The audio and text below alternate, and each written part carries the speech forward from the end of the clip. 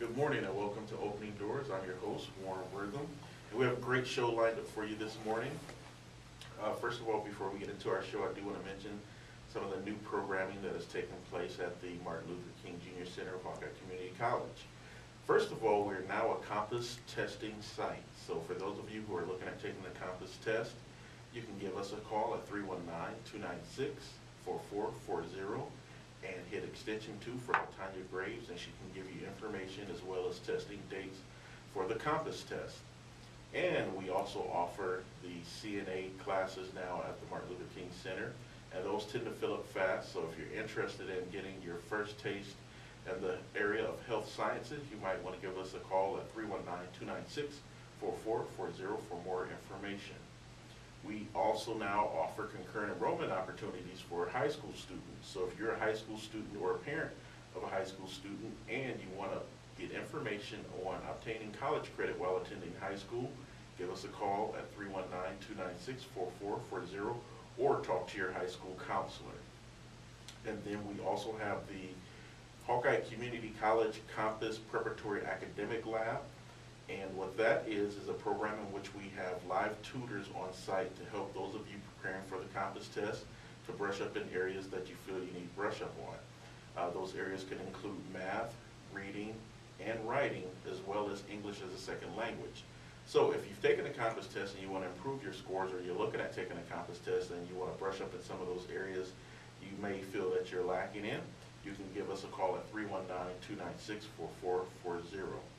And we are currently exploring another opportunity that we want to bring to the community here, and that would be in the area of culinary arts. We are looking at putting together a basic culinary arts program that will allow you to get some experience as well as increase your marketability for employment in the food sciences area. And then if you want to, you would be able to continue on in that program at either Kirkwood Community College or Des Moines Area Community College to complete a full culinary arts degree program.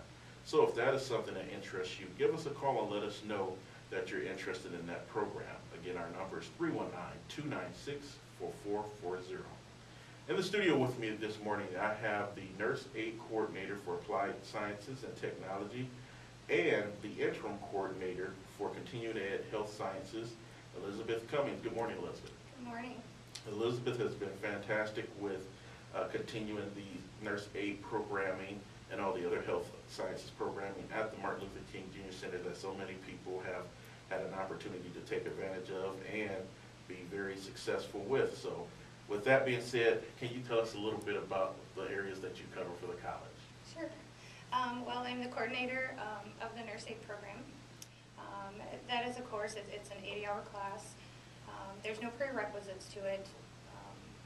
You don't even have to obtain your GED. This is something that we are in partnership not only with the community but also the high schools. And basically you attend classes. You also attend a lab portion to practice skills, and then you have a clinical component to it as well. Once you successfully complete this course, then you're eligible to participate in state testing.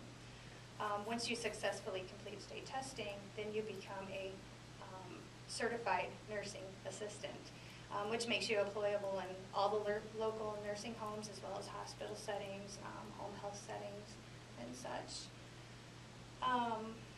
Some other courses that kind of work with that nurse aid course, for those who have maybe been on the registry within the last 5 years and maybe let their certification go, or individuals that maybe took a class within the last 5 years but never did anything with it, there is an opportunity for an 8-hour refresher course to brush up on them skills. So then there's a better successful chance of completing state testing. Once you're on the nurse aid registry and working within a nursing home, there's opportunities to advance. We do have a rehabilitation aid course that students can attend. You have to be referred by your nursing home, but basically you end up being the assistant to a physical therapist. Oh, and you wow. work on like range of motion exercises and whatever the resident is care planned for activity-wise. There's also a Nurse Aid 2 course This is something that hospitals really look for, and you can actually take this in conjunction with Nurse Aid 1. It's an additional 75 hours, and it teaches you more like acute care skills, working in the hospitals. We also have an activity coordinator for those who, not only work as the nurse aide, but your facility can recommend you to be an activity coordinator, which is actually going to start being in high demand now that we've kind of went to most nursing homes now. It's a neighborhood type system where residents are encouraged to be more active and participate in more activities and whatnot. So they're looking for activity coordinators to come up with good ideas, to keep our, not only our geriatrics, but all of our population in the local nursing homes active and thriving within the community and within their facilities. That's great. We also have a certified medication aid course. The requirements is you have to work at a nursing home for 6 months and you have to be referred to by your facility. Reason for that is you will actually do your clinical component, which consists of 10 hours of med pass within your facility supervised by an RN. But the class component is 40 hours, and you learn about different medication preparations, how to safely and successfully pass medications, minimizing or eliminating medication errors. And this is for non-parenteral medications. Wow. Some other courses, facilities either hold them, or we actually can send educators from the college out to facilities, or even hold the classes within our college. We have a PNA, which is a paid nutritional assistant. And this is for like a lot of facilities, like I said, they're kind of looking at the holistic care and kind of cross-training their employees to use them to their maximum potential. This certification can take just about anybody in a nursing home, whether it be the administrator, whether it be somebody working in laundry, housekeeping, maintenance, and teach them how to safely feed residents and kind of help out with the nutritional aspect of care.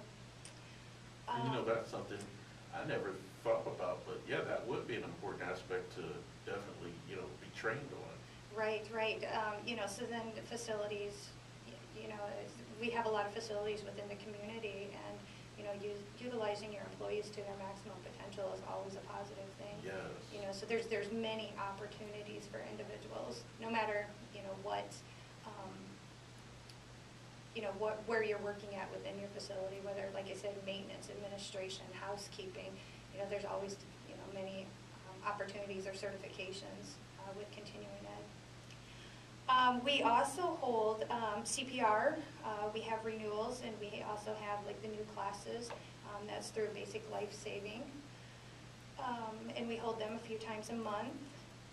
We have a Train the Trainer course to prepare nurses, RNs, working within a facility, long-term care facility, who might like to get out and start teaching, teaching CNAs or teaching some of these courses that I have explained already. We have expanded IV therapy for the LPN, who is maybe looking to expand, not just taking care of the LPN scope of practice, but also working with IV therapy. We have a supervisory course, individuals that are working in nursing homes. The supervision role is not just for RNs in long-term care, but also for the LPNs. So we hold a supervisory course that teaches our LPNs how to delegate responsibilities, how to de-escalate or work with conflict management, and just overall how to supervise a facility and employees.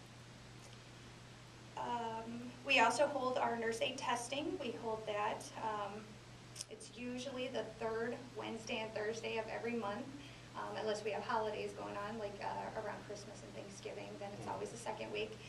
But we hold our state testing right at Hawkeye College on main campus. Oh, I did not know that, okay. Yep. And on that Wednesday, it's always 5 to 9.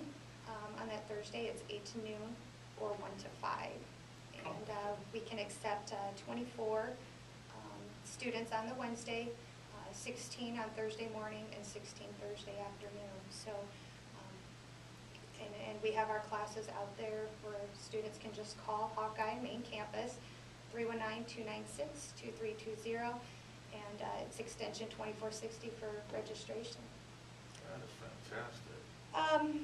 So I pretty much touched on all of our continuing ed. We also have in the fall and the spring, we have medical billing and coding, if you're interested in doing something like that, or a pharmacy tech program. And we're in the process of looking at adding a variety of online courses for continuing ed credit. Also on main campus for CEUs, we can hold a number of seminars within the healthcare disciplines. Wow, so you have an army of programs under you. We do. We have a lot of stuff going on, and hopefully a lot of good stuff to come. So we're kind of looking out in the community right now to see, you know, what kind of needs are out there, what kind of training that people need. So I'm hoping to go from there. And how long have you been in your position? I've only been in my position since January of this year. And you know, I must say to the listeners out there, Liz has been very progressive in actually trying to assess what the community needs are and trying to put the programming together to actually meet those needs. And you know, I mention this every show, Hawkeye Community College is good for that. Looking at the community needs, implementing the programming to meet those needs, or developing new programming. So the college made a great choice in putting you in that position. So I have to let the listeners know that. Thank you, I appreciate that. Going back to the nurse aid class, I do want to let students know, or future students know, that we have multiple locations for the nurse aid, as well as our continuing education. We hold classes in Independence, and we actually have a lab set up for CNA classes and med manager classes and whatnot. We have a lab at the MLK Center, Yes. as well as the classrooms. We have lab and classroom space at the Metro Center.